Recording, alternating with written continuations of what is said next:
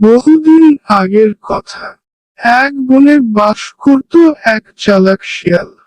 একদিন খাবারের তাগিদে জঙ্গলে বেরিয়ে পড়ল সে। ঘুরতে ঘুরতে হঠাৎ দেখতে পেল একটা হাতি মরে পড়ে আছে। খিদে মেটানোর আশায় হাতির কাছে এগিয়ে গেল।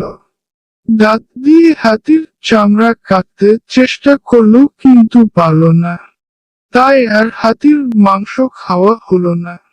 ক্লান্ত হয়ে সে মরা হাতির পাশে বসে পড়ল। হঠাৎ তার কানে এলো সিংহের গর্জন। সিংহ তার দিকে এগিয়ে আসছিল। সে নরম স্বরে সিংহকে বলল, আসুন মহারাজ আসুন। আমি আপনার জন্য হাতি শিকার করে পাহারা দিচ্ছি। আসুন ভোজন করুন। সিংহ জোরে হুঙ্কার দিয়ে উঠল। সে বলল, আমার শিকার আমি নিজেই করি। অন্যের দয়ার খাবার আমি খাই না। সিংহ সেখানে থেকে চলে গেল। কিছুক্ষণ পরই সেখানে হাজির হলো এক চিতা। শিয়াল হাসতে হাসতে তাকে স্বাগত জানালো। বলল, এসো এসো, এই হাতির মাংস একটু টেস্ট করো। দেখো এটা সিংহের শিকার। চিতা বলল, বাবারে, সিংহের শিকার আমি কিভাবে খেতে পারি? শিয়াল বলল, তুমি একদম চিন্তা করো না।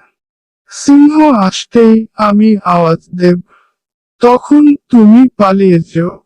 চিতা ভাবল, এটা ভালো বুদ্ধি। সে খাওয়া শুরু করলো। চিতার ধারালো দাঁত দিয়ে অল্প সময়ের মধ্যেই সে হাতির চামড়া কেটে মাংস বের করে ফেলল। শিয়াল এতক্ষণ চুপ করে দেখছিল।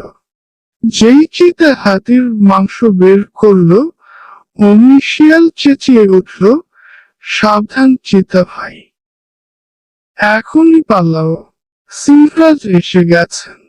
সিংহের কথা শুনে চিতা সেখানে থেকে পালিয়ে গেল। এবার শিয়াল মহা খুশি হলো। হাতির মাংস খেতে তার আর কোনো সমস্যাই রইল না।